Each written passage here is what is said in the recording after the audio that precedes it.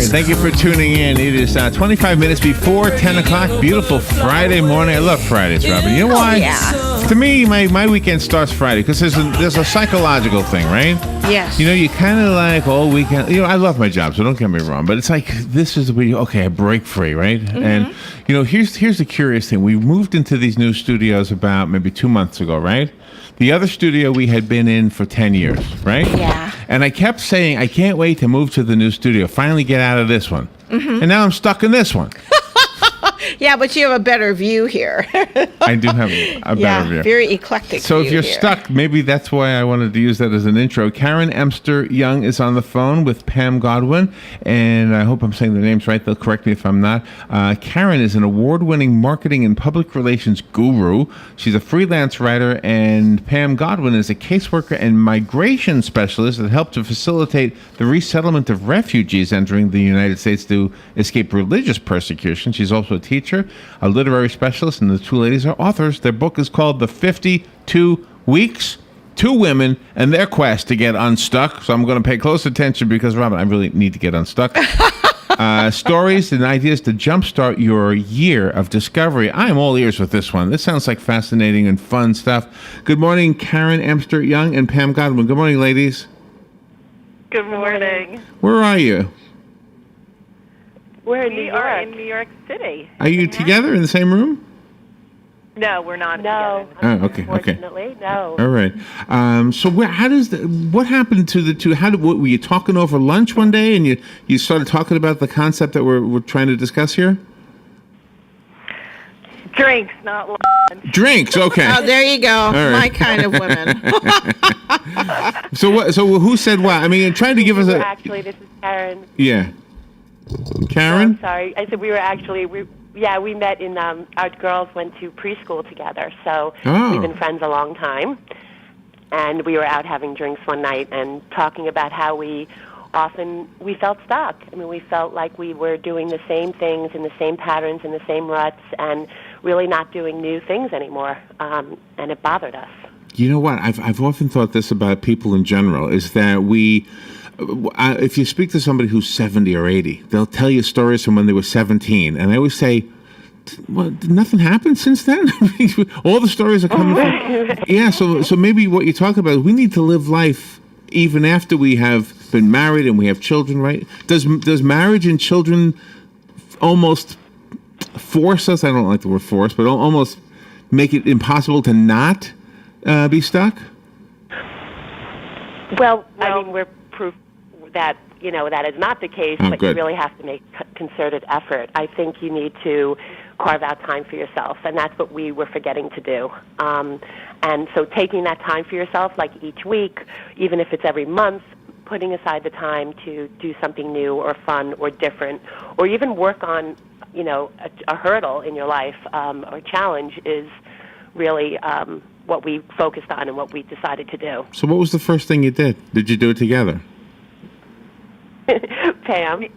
No, we did not do it together because that was also a big part as well, that, everyone, as we started to call it, everyone's 52 is different, and Karen and I are very good friends, but we are very, very different people.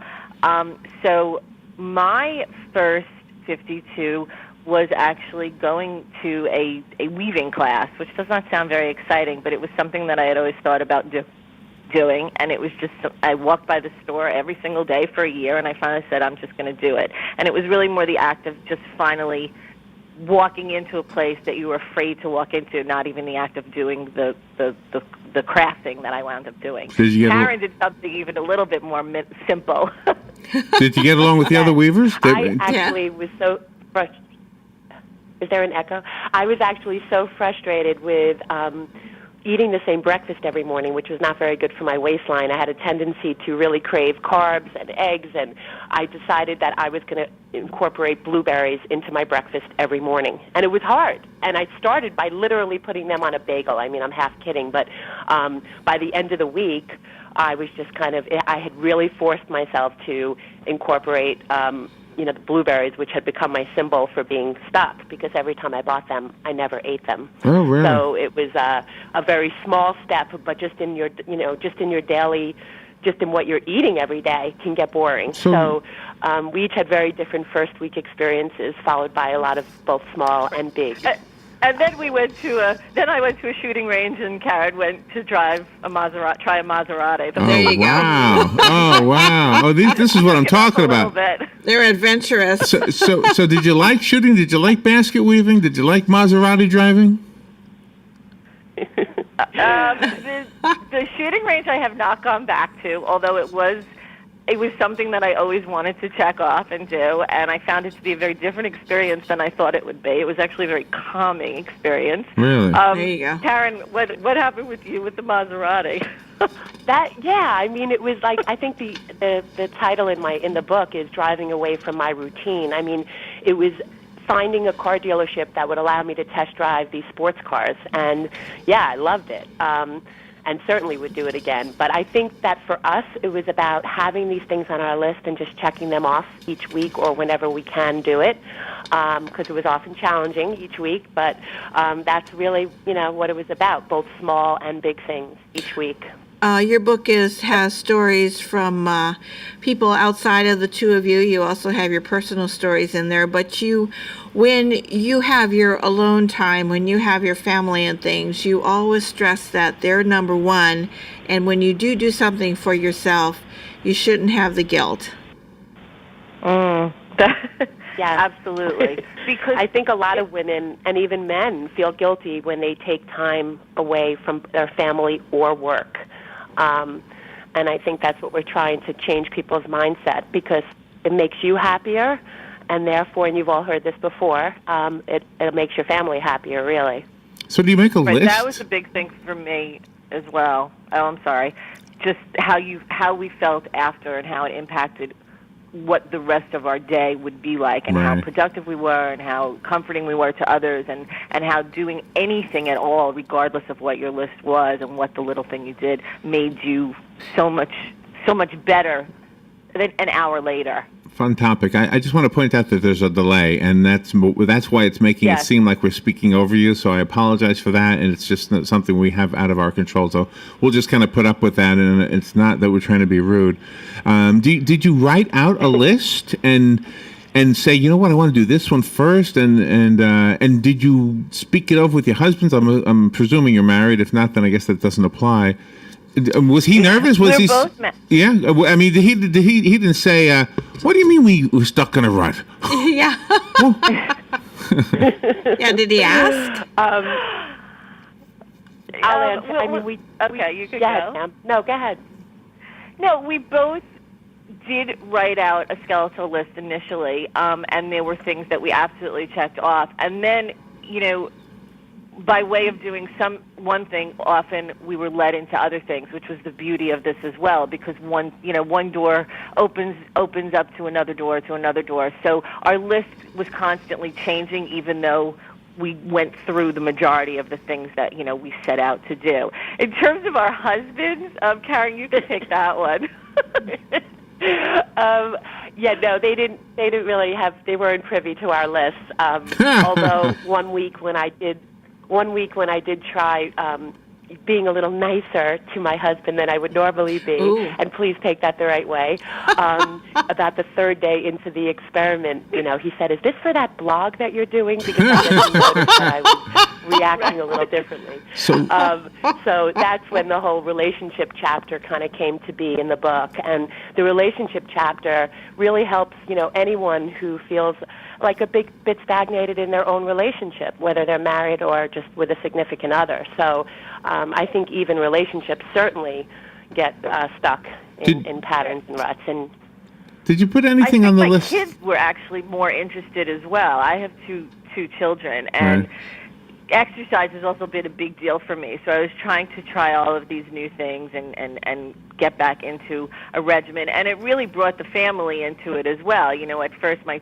teenage girls didn't want to know from it, but then they became much more interested, and it became something that we all were part of, which was a nice addition. Did you put anything on the list that would, or did you actually do anything that before you did it, you were kind of giddy, excited about it, but you were a little worried that if anybody found out, it might compromise whatever image you had, and And a real quick story. We know a pastor at a church, and he once confided in Robin and I that he really wanted to be a comedian before he got into the ministry. Yeah. So he decided he was going to go someplace where nobody knew him, and he wasn't going to introduce himself as a pastor. He was going to say, "I'm a stand-up comic." And everybody would say, "Oh, good. Can you do a little bit for us?"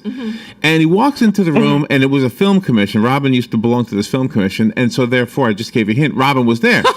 So he walks into the room, and Robin says, "Hey, Pastor," and it's like, "Oh man, blew the whole thing. Didn't even get a chance to try to do his little thing." But I mean, did that happen? Were you trying to do anything that might have actually changed people's view of what you are quote unquote supposed to be? Well, I think this is Karen now, but I think that I was extremely honest in the book and in everything I wrote about. So perhaps when I was revealing certain fears or even habits that I think we all have that we're trying to break or overcome, perhaps there's even some close friends that didn't know about them.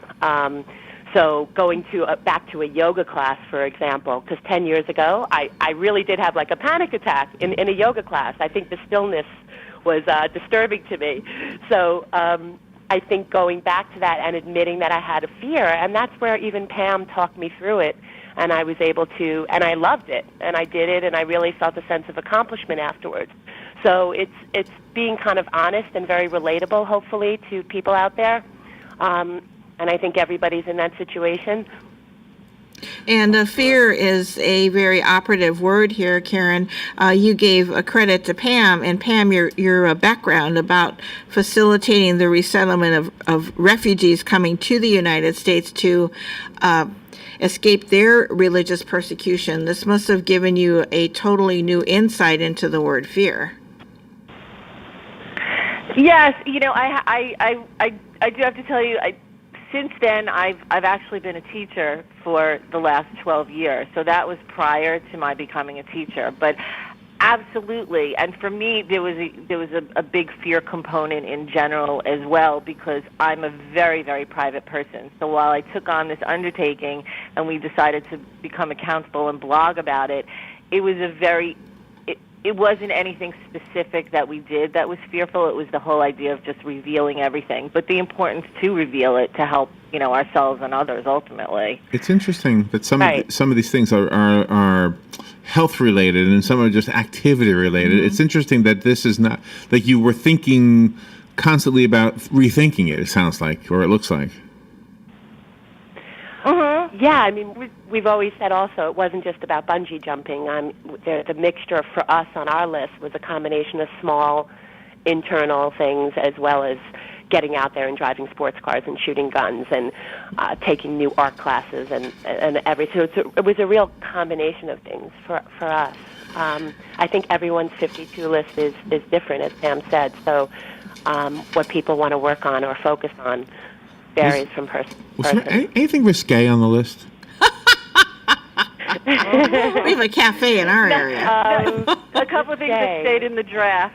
See, a man would have a lot of risque. A man would have a lot of risque in his. That's what I think. But nothing that we wound up publishing.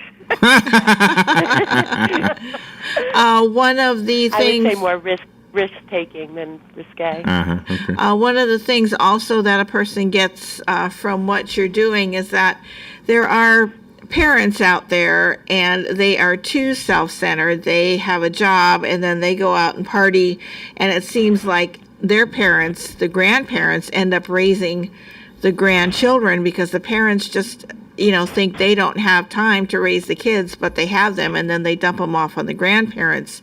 You're making the factor of responsibility a huge point in some of your writing. I don't know if we had, really thought about that, but I think that for those parents dumping them on the grandparents, then that's a whole other book, I think. But from our experience, we found most of our research and speaking to other moms and the people who responded to our blog that they were frustrated not really having any me time, and whether it's trying to pay the bills, trying to raise their children. So, but we'll certainly keep that in mind for people who want to put a guest post on the 52 weeks. That's because you're very inspiring. And the 52weeks.com is the website, 52weeks.com, and that's also for your blog as well, which is what got this whole thing started, right? Yes, Correct. yes. It started as a blog, yes. And I think we may have said before, but it was really a way of being accountable to one another, just like you would go running with someone or try to lose weight. We felt the pressure each week. Have we put anything up on the blog about what we did this week? So Pam would be calling me and saying, "Have you done it? Have you done your thing yet?" And or I'd be calling her. So Well, see what it was a way of kind of staying honest. I think what I love about this, and again, the delay is annoying because I feel like you feel like you feel like I'm talking over you, and I don't mean to be doing that. But no, don't worry. But what I love about this, remember the movie Bucket List with the two guys that were dying? Does anybody remember that movie? Okay. Yeah. Jack Nicholson. Well, that's a wonderful movie, and like it's a wonderful sentiment, but it's at the end of life. I mean, why can't we do that at any point in our Exactly. life? That's what it sounds like you're doing. You're doing it now while you're still young. Yes. And Well, then there thank are you. hurdles. Yes. But I know, right. We love him now. He called us very young. Very young. Young. I put in the word very. But yes, no, we agree. I think that you get, especially, it happens at any age. I think it depends the age and stage that you're at. But particularly for the 40s, where we were, we did find that we had stopped doing these new things and things that we... Right. Our kids were getting older. I had left work for a short amount of time, so I was transitioning home. And this is the time. You don't wait till you're 70. Now was the time for us to start reevaluating because we weren't in this constant, wheel of taking care of the little ones, going to work, doing it. So it finally hit us. Right. So do you do any of them together, or maybe with your husbands, or... that would be a challenge for me. If somebody said they want to go to a basket weaving class and I was her friend, I would say, okay, well then next week you come with me to the strip club, okay? That's right. We really do things together. We did some things together. We wanted to do more together, but as we said before, our lists were very different anyway. But scheduling was a challenge. I think anyone who's going to try the 52-week challenge should keep that in mind. But certainly having a friend that you could call or stay accountable to is important. And then in terms of our spouses, I mean, for me, I certainly did try a few things in the relationship area. And we took dance lessons, and we went on a carriage romantic stroll in Central Park in New York City, or any park you could do it in. But it depends on what your stuff is. Everybody has different I stuff. guess so, yeah. That makes sense. Just through living life, you both have become experts in what you're writing about, and you have run the emotional gamut. We were told that in one of your book signing events coming up that you're going to have a panel discussion with several experts. Who would be the experts outside of the two of you? Because you really seem to have a grip on what you're talking about. Pam, let me take this one and please jump in. We like to say that we're curators. We're hopefully very relatable for our readers out there and people who follow us on the blog, because we really don't feel like we have all the answers, and that's why we got all these experts in the book. And I think that's so important, for people to know that there's all these great CEOs and doctors and therapists quoted in the book and interviewed for the book. But in terms of our upcoming... Go ahead. In terms of our upcoming, one of our upcoming events, we in fact do have one of our experts is an author herself who has sort of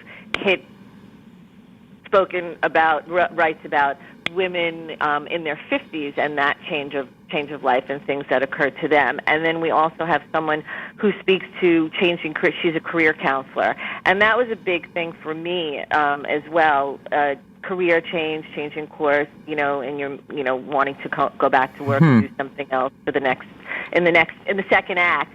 And so she will be speaking to that chapter as well, because there's a chapter about that. Like Karen said, it wasn't just all about, there were some just for fun things, but there were also things that we worked on, personal issues So a career counselor was one of my, experts that I brought in that had helped me. So many, and Pam, just to interject, so many women, Larry, in their 40s and any age, they kind of get stuck in a career that they don't want anymore. So there's a whole chapter on changing course. That's a scary thing too, right? Later in life. There's what? a I'm chapter sorry? on. I was just saying that's a scary thing to change careers. Yes, but I think how we talk about just taking that first step, doing something for 10 minutes. I mean, for some people, they feel paralyzed, whether it's starting a new exercise program or, just updating their resume. So if they even break it down into steps, 10-minute type of steps, that's what kind of the book is about. Very little motivational. things that you could do to move forward. Yeah, very motivational, inspirational. I just have thought it's probably not anything you can use with this thought, but anything you can do with it. But I wonder how many of us decide we want to go do something or go somewhere that we've never gone before as we enter the latter years of each of our decades. Because it always seems to me like somebody who's 29 says, "Oh my God, I got to go to Europe. I'm going to be 30 next year," right? And then at 48, I got to do this, right? At the end of I don't know, just an observation. I don't know if it's true. I don't know. Well, we were just entering our 40s when we decided that. So really? Okay. Well, that's interesting. Well, no, I think. We were entered, Pam. I think we were 40. We were in the early stages, so we were sort of entering that next demographic, saying, "Hey, something's got to give here. What's up? What's next for us?" Well, you ladies, maybe I've debunked you. Yeah, I think you did. Yeah. You ladies are definitely giving back to the world, and that is another issue that you both address in the book. I mean, you really try to squelch the takers. You have to be givers. Absolutely. You're referring to the when we talk about the giving back chapter, right? Mm-hmm. That was always a big thing on both of our lists as well. That we didn't really do enough, in terms of volunteering and charity work and things of that nature. And so that was something that I know I, for one, needed to add to my list to do on a more regular basis, rather than just writing a check. But if that's all you can do as well, that's great too. So that became something important for me. And lo and behold, we realized we had a whole chapter on that as well, because we took the time. But what was great, though, about it is that it was a lot in the book talks about what can you do for 10 minutes, like, giving a sick neighbor, soup, or sending flowers to the hospital. Not everything is like, I don't have a full day to volunteer, I don't have that's to volunteer, true. That's true. Even a few hours. And I think that was a mindset change, because I know for me, like, I was avoiding the gym at one point because I'm like, I can't do this. And then if you just go for 10 minutes, it usually turns into 20 minutes, or it turns into 45 minutes. But everyone has different things that hold them back. Rob and I did something recently. We were asked to help raise money for the literacy council in our community. And so we happen to play music, but we usually, the extent that we play it is usually for like small groups at nursing homes, so just to give you an idea. But anyway, so we decided to play on the sidewalks like beggars do, and raise money that way. And well, we're almost up to $1,000 now, and the campaign ends in about 2 weeks. So for the literacy, it's something. And here's the part. Here's how I can relate to what you're saying, because that was scary for me at first to sit on a. I remember the first day we did it. A policeman drove past 5 times. Yeah. And I said to Robin, "Is this illegal?" And she said, "I think it is." And she was excited that it was illegal. Yeah, that was great. We had our sign that we're busking for literacy. All money goes to them. But that was exciting. I had the opposite effect of not a fear, but just something fun that I did that combined two things, which actually didn't even make it in the book. A year ago, I did I swam in a polar bear plunge in January in New York. I went into the Atlantic Ocean. Oh, wow. So it was that was something brave. It was fun, but it was also scary. But the best part was that it was a fundraiser. So I was also doing, I was giving back, and it was for a local food pantry. Right. But I would have done it regardless. So it made it that much better because it was something that I always said, there's no way I would ever, jump into the Atlantic Ocean on January 1st. And I did it, and it was wonderful. Fun, and ladies, you've given us a fun interview, that's for sure. Congratulations. I love that One quick story. question for Karen, and then we'll re-mention the book and the websites. Karen, are you familiar with the Edelman Agency in New York? The PR agency? Yes, I pronounce it Edelman, but it could be my New York Edelman, accent. yeah, I don't know. yeah. Yes, Edelman, yes. Okay, just we know somebody who Yes, works there. That's do you fine. have, oh, you work with them? No, we don't. We know somebody who does. Yeah. Nice. Oh, okay. Nice Yes, agency. very familiar with them. The book is called The 50... Well, anytime you're here, come by and we'll do something new and different with you. All right. Nice. January 1st? No, she's already done There that. you We have go. to do We'll meet on something the new. beach. Oh, okay. What do you wear when you jump into the cold water? A bathing suit. Or you can be a little more risque and do whatever you want. There you go. There you go. I was going to say, why don't you be honest and say birthday suit? So. Karen Amster Young and Pam Godwin, fun interview. Thank you for being on the air. The website is the52weeks.com. That's the number is 52. Anything else you want to tell us about how to get the book? Well, it's pretty out much anywhere. Right. Amazon, BarnesandNoble.com. It'll be in stores today. It's basically on. You can go to our website, click on the homepage, and it'll bring you to several links. Goodreads. It's out there in stores everywhere. Okay, excellent. Ladies, thank you again, and it was super fun. Thank you for being with us. We'll take Really fun. Thank you so much for having us on. You're welcome. We'll be right back. You're listening to WOCA News Talk 1370, Ocala's source for what's happening in today's hottest, up-to-date news and topics. Did you know that dementia is more than just a memory problem? This Friday at 11 a.m., Dr. John